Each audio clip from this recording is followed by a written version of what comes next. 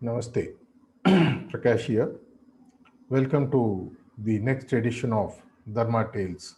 Let's debate. One of the most intriguing characters of Mahabharata is Sahadev, considered to be the wisest of all. And thanks to whatever his father parted with him, he was the only person other than Lord Krishna who is capable of seeing the past, the present, and the future. And hence it so happened that there was a tremendous amount of love that Duryodhan developed for him. Whenever he was in doubt, he used to come to Sahadev for his views, because Sahadev was also considered to be the most impartial person, irrespective of who asks him for advice or who asks for inputs. He considered to be duty bound to share, to such an extent that he was the person who actually even made the almanac calculations and gave the date on which the war needs to be started, and the date on which the sacrifice has to be made by Kauravas if they want to win the war, though he was on the opposite side. Such was his straightforwardness. Of course, that was nullified by Lord Krishna by doing something else, which is part of the domain that Lord Krishna alone is capable of doing. When the war was about to begin, prior to that, Lord Krishna wanted to make one final peace pact with the Kauravas. And he had made up his mind that he would ask for five places. And he came and asked Sahadev, if you were to meet Duryodhan and ask for five places instead of the entire kingdom, what would those places be so that I can go and ask the same there? Because even Lord Krishna had so much of faith in the ability of Sahadev's wisdom. Sahadev already knew what the plan of Lord Krishna is into the future. So he knew that the answer that he gave has to be in alignment with the wishes of Lord Krishna. And then he chose out of Duryodhan's kingdom five cities which at any cost Duryodhan would not part with. They were the jewels of the kingdom, and these are the names that Sahadev gave to Lord Krishna and told Lord Krishna, please ask for these five places.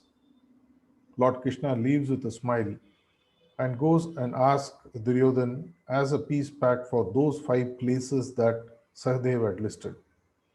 And obviously, Duryodhan became furious and he goes on to say that I will not even give you 5 inches of land. So Lord Krishna comes back and then he is very happy with Sahadev. And then he calls all the Pandavas and including Draupadi. And then he says, I want to discuss with all of you. If there is an option of ending the war, how can we actually do it? At this moment, Draupadi and Bhim become very furious in the sense they were communicating to Lord Krishna, how can you even entertain the thought of stopping the war? Because they had wanted the Kauravas to die in the battle, because they had made such woes. The way Draupadi said, my hair has to be colored with the blood of the Kauravas. And Bhim had taken the oath of killing Dushadan and Duryodhan. And all this, if it had to happen, it can only happen by the war happening. Dharma straightaway said no. And Arjun kept his eyes down from the vision of Lord Krishna. He didn't have the guts to give an answer, but he communicated non-verbally that he was not interested in the war being stopped. Nakul also kept quiet. And the only person who was left with the option of discussing how the war can be stopped then came to Sahdev, the wisest of all. And Sahdev gave his options very clearly. He went to the room, he brought four items and kept in front of everyone. The first was a sword, the second was the mace of the Gada of Bhim, the third was the Khandib, the bow, of Arjun, and the fourth was a rope. So Lord Krishna asked him, can you explain what you intend by bringing all these items in front of us? So he says very clearly, logically speaking, Draupadi had said that she had to drape her hair with the blood of Kauravas. So the first option for me to stop the war would be to cut her hair off completely. And that way, she will not have anything with which she can drape her blood with, whatever she made as a terrible vow. And the second option is I'll break the maze of Beam and throw it into the sea. So, him having to take revenge on the Kauravas, he needs the mace. And if I throw the mace out, break them into pieces, and throw them into the ocean, he will not be able to take revenge even if the war starts. So, the choice obviously is to stop the war. The third, he says, the entire Pandavas and the army of Pandavas is dependent on Arjun's warfare. And for that to happen, his Kandib, his main weapon, is the only way in which Arjun can win. And that when I break it, that also goes out. Lord Krishna is smilingly listening to all this. He says, then why is this rope? If these three don't work, if these three people do not agree to do what I want them to do, I will now then tie you up with this rope or inside my heart and then make you my slave. And by making you my slave, you will have to obey my wish. And then I'll tell you to stop the war, and you will not have any other choice but to stop the war. Of course, it so happens that finally it's decided they will have the war. But Lord Krishna is so happy with the answer given by Sahdev. And then he gives a boon to Sahdev, say that whatever you want, you please ask, I'll give it to you. Sahdev already knew the end. Actually, according to the original end, including the Pandavas, everyone will have to be wiped off. That was the original plan of Lord Krishna. He understood it. So the first wish he asks is, please fight along with us instead of just being with us without fighting as a mentor or a guide. So Lord Krishna says that's not going to happen because I have already committed that I will not fight. So I can't break my own promise. Ask for anything else, I'll give you. And then Sahdev actually could have easily asked for anything else, but yet he doesn't want to change the course of the war. And then he asks, even here you see what a mistake or what a folly happens. He says that along with me, the four Pandavas will have to be alive along with Draupadi, and one offspring of Pandavas will have to be alive after the war is over. In fact, Lord Krishna gives them a hint here. Do you mean all the children of Kunti?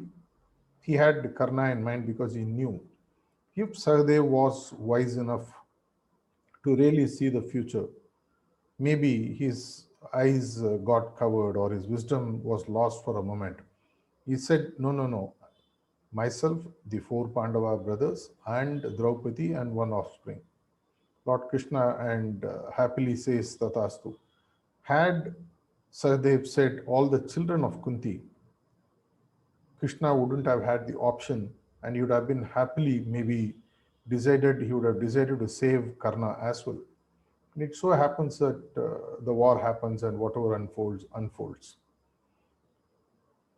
One of the intriguing version of Mahabharata is that Sahadev was maybe the most neglected of all Pandavas, since he was literally the last. Though he loved Yudhishthir a lot, and he knew that Yudhishthir loved him too, because at the time of the Yakshas taking the life, he knew that he could have died, but Yudhishthir bringing him back. But in spite of all that, even the weightage that Lord Krishna gave for his wisdom, Yudhishthir never gave. Yudhishthir never asked him advice on anything. Whenever he wanted to decide, he always used to ask only Arjun and Bhim. Maybe because Sahdev was not his direct brother, he was, after all, born to the second wife of Pandu. All these things always used to weigh down on the mind of Sahdev, but he always took it silently. The question to viewers here now is, what is that really here that could have happened had he stopped the war? Or had he asked for the life of all the Kundi Putr, the children of Kundi, to be saved? He had so many options. In spite of that, he did not really go through all those options at all in this. This story is very intriguing. All the thoughts that come to your mind, all the dharmic equations, all the games and ploys that were deployed by all those involved, all these are up for discussion for you. Reach to the comment box, share all your views on this specific story. Dharma Tales, let's debate. Till we meet again, this is Prakash signing off.